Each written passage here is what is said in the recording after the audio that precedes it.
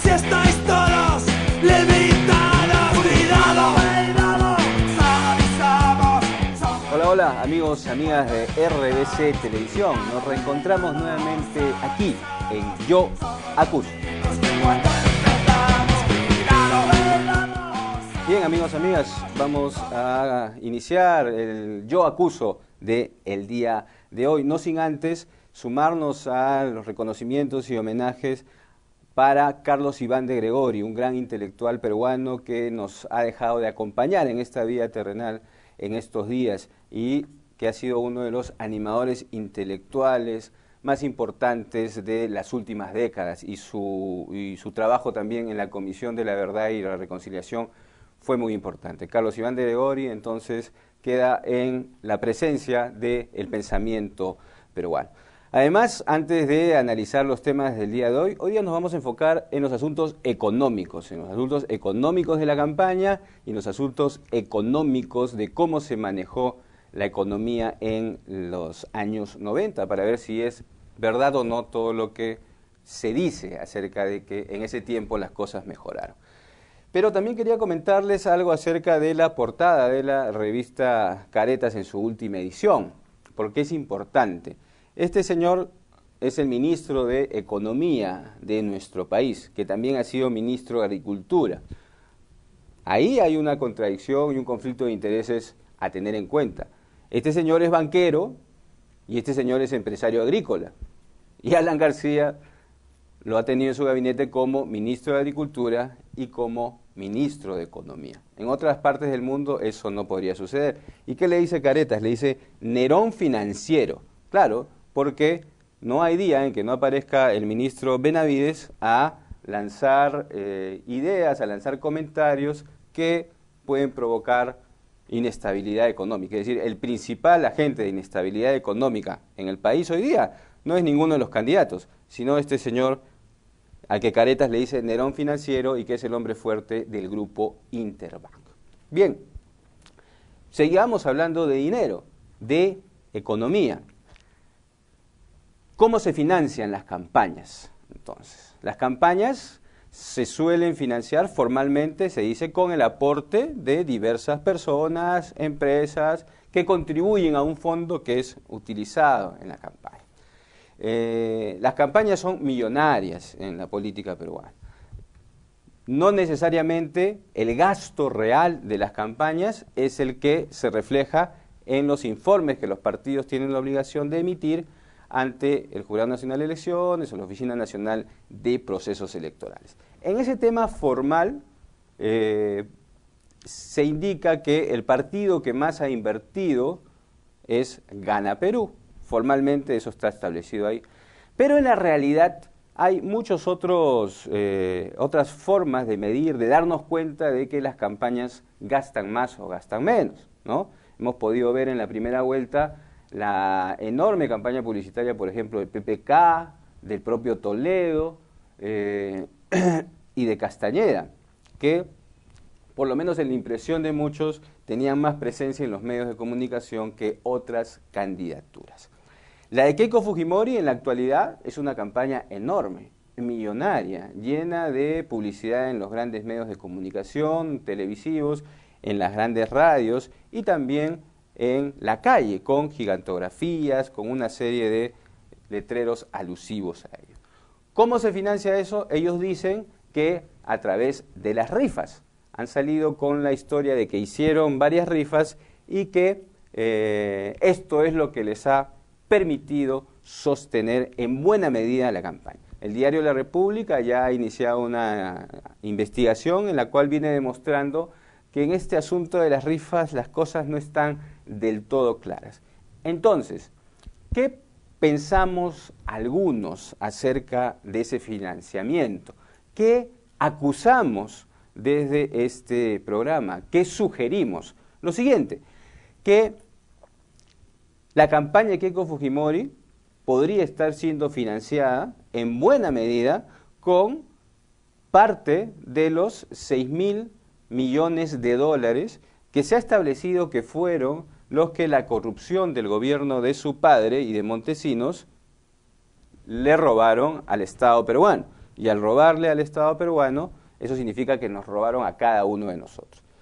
Una buena parte de esos 6.000 millones de dólares podría estar siendo utilizada en esta campaña, tranquilamente, porque no se ha logrado recuperar esa gran cifra y porque la justicia peruana ha sido poco efectiva para determinar a dónde fueron a parar estos dineros. Es decir, creemos, aquí desde Yo Acuso, y acusamos desde esta ventana de libertad de expresión, que hay ahí un tema oscuro, hay ahí un tema extraño en relación al financiamiento de la campaña de Keiko Fujimori y que suponemos que podría estar ligado al dinero robado durante la década de los 90, aquella década en la que se, entre comillas, ordenó la economía del país de la mano de las indicaciones que se hacían desde los grandes organismos financieros internacionales, ¿no? Se dijo que en los años 80 habíamos dejado de ser elegibles, habíamos entrado en una suerte de aislamiento internacional por cómo se comportó el primer gobierno de Alan García, y que Fujimori recupera este orden macroeconómico, se inserta nuevamente en la economía mundial. Bueno, es interesante eso porque uno de los órganos que dicta las políticas internacionales en cuanto a la economía y que prácticamente conmina a los estados a seguir determinada forma de gobernar en economía es el Fondo Monetario Internacional. Y en estas instituciones suceden cada día cosas más extrañas e irónicas, ¿no? Esta semana, el director del Fondo Monetario Internacional, aquel que marca las políticas que los estados tienen que cumplir para acceder a préstamos y a créditos, este señor llamado Dominique Strauss-Kahn, ha sido detenido en Estados Unidos y arrestado y no ha sido dejado en libertad bajo fianza, acusado de violación. Es interesante eso, ¿no? Aquellos que deciden, obligan a los estados a aplicar políticas que empobrecen, en la mayoría de los casos, a las sociedades, terminan siendo acusados de delitos gravísimos en otras partes del mundo. Un indicador a tener en cuenta de cómo se manejan y de quiénes están detrás de estos organismos financieros internacionales. Pero bueno, para cerrar este primer bloque de Yo Acuso aquí en RBC TV, lo que queremos dejar sentado es que tenemos dudas razonables de que el financiamiento de la campaña de Keiko Fujimori podría estar relacionado directamente con el dinero que se robó en las décadas del 90 y que este cuento de las rifas es casi un cuento chino, casi como el bacalao de los años 90. Y aquí tenemos un video en el cual esto de las rifas no puede ser aclarado. Adelante. Cuando ocurre una rifa, no necesariamente las personas que han comprado el boleto necesariamente se han dado cuenta de que han ganado un premio, ¿no? Esto, yo he manejado rifas en otras fundaciones y algunos de los premios no son reclamados. Cuando no son reclamados, son devueltos al Ministerio del Interior. Vuestro entorno huele a podrido. Claro, en realidad más que planes estamos hablando de propuestas, ¿no? Ideas, claro, fuerza que se transmiten a través de las entrevistas o a través de la misma propaganda electoral, ¿no? Vamos a ver el siguiente cuadro. ¿Con cuál de los dos candidatos cree usted que correrán más riesgo los fondos de pensiones? ¿Con cuál de los dos candidatos cree usted que correrán más riesgo los fondos de pensiones? Ollanta Humala, 48%. ¿Con cuál de los dos candidatos cree que correrá más riesgo el apoyo a la inversión privada? ¿Con cuál de los dos candidatos cree que correrá más riesgo el apoyo a la inversión privada? Ollanta Humala, 48%. Si Ollanta Humala fuera el próximo presidente, ¿cree usted que intentaría reelegirse?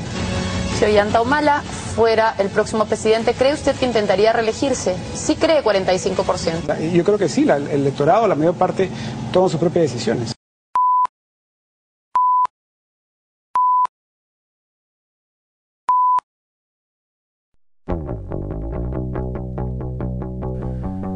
Amigos, amigas, continuamos aquí en RBC Televisión, en Yo Acuso. El día de hoy estamos comentando acerca de temas económicos, temas de dinero. En la primera parte hemos abordado el asunto del financiamiento de las campañas electorales, de la campaña de Keiko Fujimori, y hemos mostrado nuestras dudas acerca de dónde podría provenir ese dinero, ya que Keiko se pasea por diversas partes del país y de Lima regalando polos, regalando cocinas, regalando comida, y no sabemos exactamente de dónde sale tanto dinero y creemos que está asociado a la corrupción de los 90. Pero ahora vamos a tocar un mito, el mito que señala que en la década fujimontesinista la economía del país despegó, mejoró, y que Fujimori nos dejó muchísimo mejor de lo que encontró el país. Pero ustedes nos dirán, pero bueno, eso fue Fujimori y Montesinos, y ahora estamos hablando de Keiko.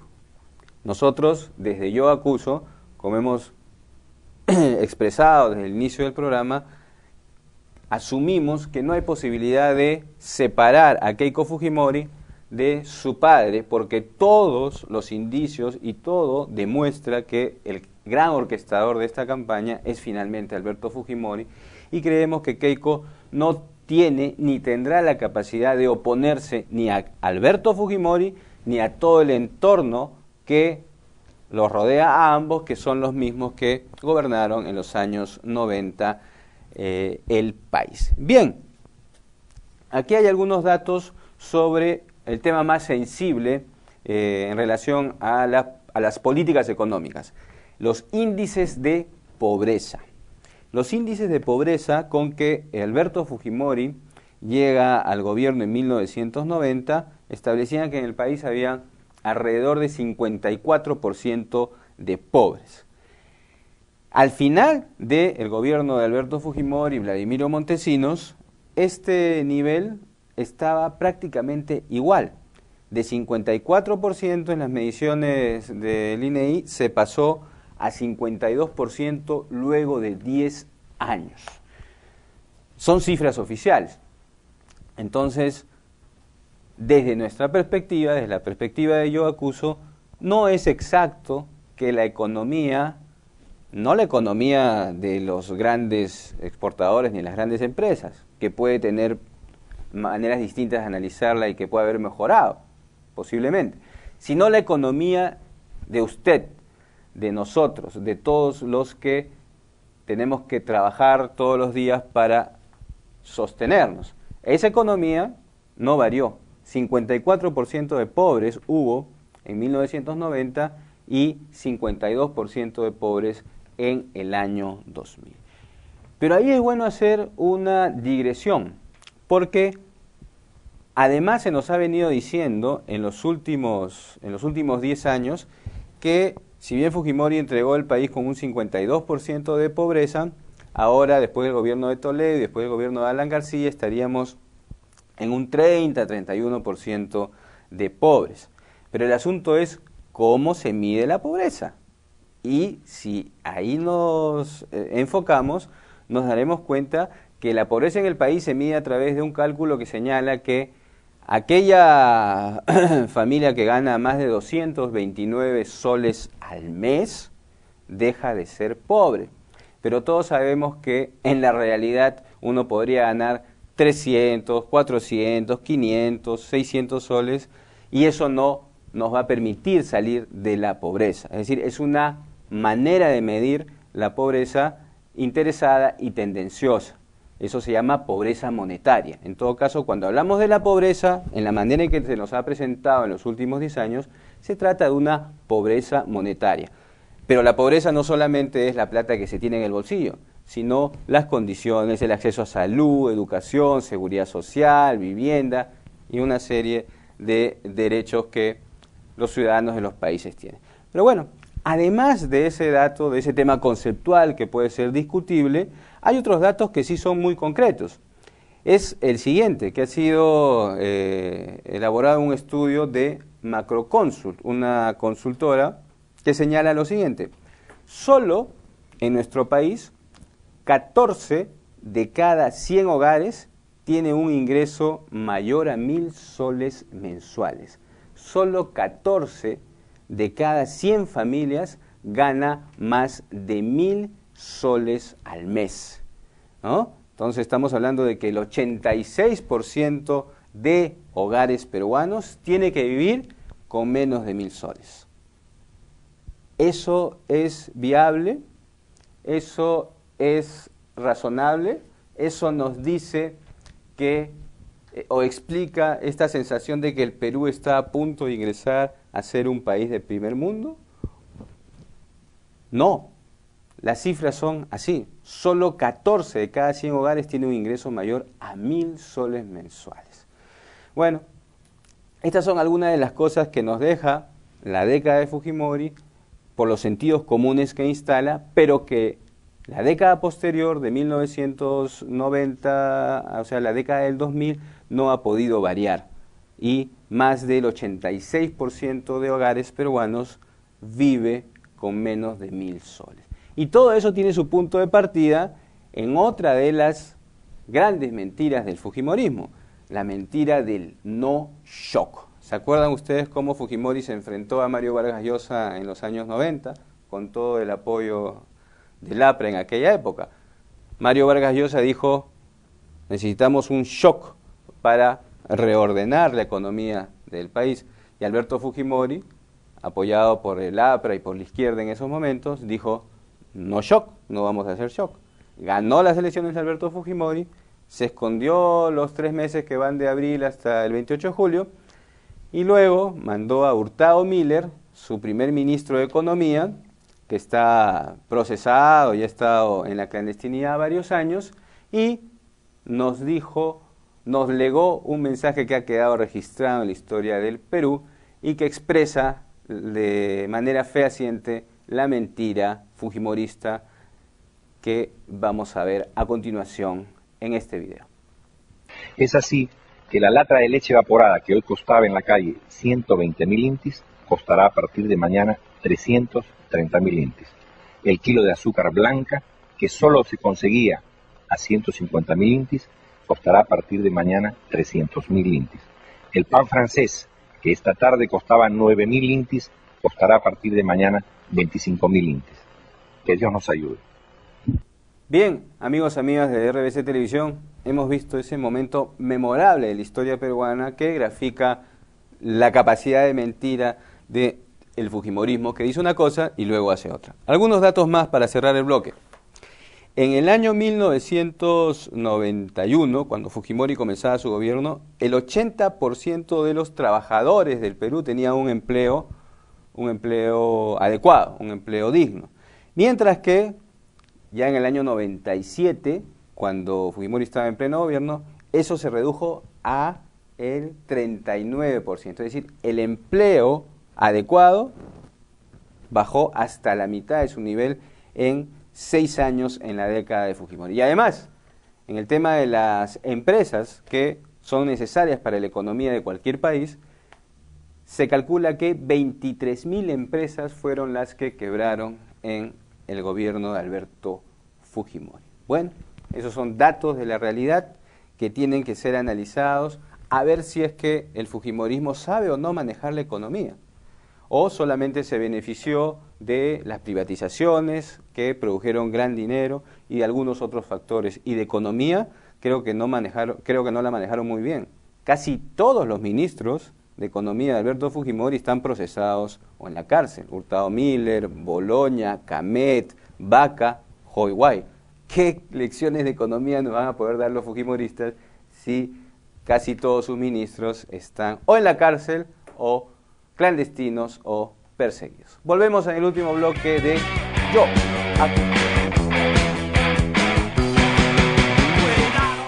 Porque estoy cansado que en este país los crímenes siempre queden sin castigo. Porque no quiero que usen los medios de comunicación para embrutecer a la gente. Porque no quiero que salgan a perseguir gente que no está de acuerdo con ellos. Porque no quiero que los delitos de derechos humanos queden impunes. Por los estudiantes secuestrados, torturados, asesinados. Por las víctimas y familiares de la Cantuta. Porque cuando intervinieron las universidades, el remedio fue peor que la enfermedad. Porque no quiero un narcoestado. Porque ella sabía todo y se quedó callada. Rafael Rey, de vicepresidente, ni hablar. Marta Chávez, Luz Salgado, Rafael Rey, Jaime Yoshiyama. Porque tenemos dignidad. Porque quiero vivir libre. Porque tengo memoria. Por respeto a este país. Porque quiero justicia. Porque tengo dignidad. Porque merecemos un mejor país. Porque amo la selva. Contra el horror, contra el crimen, contra la corrupción. Porque el Keiko Fujimori es Alberto Fujimori. Yo no voto por el fujimorismo. Yo ni cagando voto por Keiko. ¿Por Keiko? No. Hay que votar contra Keiko. No voto por Keiko. Nunca por Fujimori. Yo no voto por Keiko. No voto por Keiko. Jamás por Keiko. No voy a votar por Fujimori.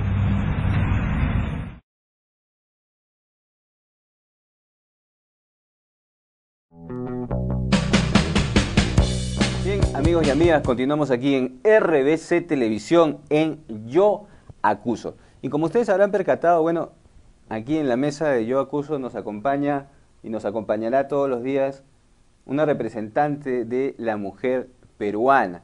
¿Y por qué nos acompaña una representante de la mujer peruana? Creemos que es importante que esté ahí porque el fujimorismo, el fujimotecinismo, Keiko, la continuidad de esa corriente política, pisotearon a la mujer peruana, vejaron a la mujer peruana a través de este episodio gris, oscuro, de la década de los 90, que fueron las esterilizaciones forzadas. Y mientras eso no se repare, mientras eso no sea asumido realmente por esta corriente política, por el fujimorismo, nosotros vamos a seguir pensando que la mujer peruana solo les interesa en el discurso, porque si no, al menos reconocerían que cometieron ese tremendo crimen con por lo menos 300.000 mujeres que están aquí representadas por ella. Bueno, también queremos hablar en este último bloque del programa acerca de cómo se interpreta el sentido del voto en nuestro país. En el año 2006 y en el año 2011, más allá de las simpatías que se puedan tener o no, hubo un ganador de los procesos electorales, ¿no? Ollantumala ganó en el 2006, cuando apareció en la política, y ganó en el 2011, cuando ya tenía un recorrido en la política peruana. El análisis que se ha hecho de ese voto, que se pretende mantener de ese voto, es que es un voto resentido, un voto que no entiende los beneficios del crecimiento económico, de la modernidad, un voto casi de odio. Así se le ha presentado a ese voto y lo podemos seguir escuchando día a día en los medios de comunicación, en la radio, en la televisión y en los periódicos. Nosotros, desde Yo Acuso, acusamos que esa es una interpretación interesada que pretende deslegitimar ese voto. ¿Por qué no podemos ver ese voto en el sentido opuesto? El sentido de un voto por la esperanza, en el sentido de un voto por el cambio, en el sentido de un voto por la construcción y consolidación de los derechos a que buena parte del país no tiene acceso ni ejercicio, a la salud, a la educación de calidad, a tener un sistema de pensiones razonable y no uno en donde las AFPs, que vamos a analizar en la próxima semana más ampliamente, se llenen los bolsillos sin mucho esfuerzo, ¿no? Ese voto puede ser visto de esa manera. Y creemos realmente que ese es el sentido principal. De hecho, hay un rechazo a la política y a la forma en cómo se ejerce la política en el país. Pero creemos que es un voto de ánimo positivo, un voto de esperanza, porque los cambios que necesitamos se produzcan. No creemos que sea un voto resentido ni un voto de odio. Además, expresa a 1/3 del país en 2 procesos electorales consecutivos. Bueno, amigos, hoy día entonces, amigos y amigas, hoy día hemos analizado estos temas en relación, en el primer bloque, al financiamiento de la campaña, en la segunda parte a los mitos en relación a el manejo económico de la década de los 90 y en esta última parte en relación al voto. Queremos comentarles que nos están llegando muchos aportes de diversas organizaciones a las cuales realmente les agradecemos. Desde Yo Acuso, nos están llegando videos, nos están llegando documentos, nos están llegando sugerencias que vamos a tratar de incorporarlas en los diversos programas que tengamos, pero que resulta un trabajo complejo, ¿no? Dado el tiempo escaso que tenemos en la pantalla. Y también nos están llegando la información de actividades que se realizan, la caminata de las mujeres dignidad, que debe haberse producido en las tardes del día de hoy, y el jueves 26 va a haber una movilización importante, un pasacalle con esperanza, indignidad y marcha hacia el ojo que llora. Es decir, la sociedad organizada, los colectivos, la sociedad civil se está moviendo como hace mucho tiempo no se veía, no se apreciaba. Aparte de Ollanta y Keiko, hay otras batallas, otras luchas. En la escena internacional, la derecha internacional, por ejemplo, también ha intervenido. Pero dentro de nuestro país hay otra lucha entre la mafia fujimontesinista y diversos colectivos, diversas organizaciones que estamos haciendo lo posible para evitar que eso suceda. Muy bien, nos reencontramos entonces el lunes, aquí, Yo Acuso. Chao.